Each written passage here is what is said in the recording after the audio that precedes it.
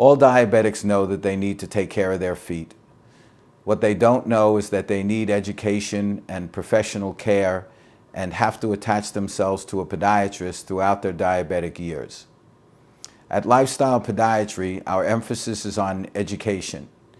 On the initial evaluation, we give the diabetic education on peripheral arterial disease, what is known as diabetic neuropathy, which is numbness, burning, and tingling of their feet, their biomechanics, which is their functional foot type and how that impacts deformities and their ability to purchase shoes and select proper exercise and activities.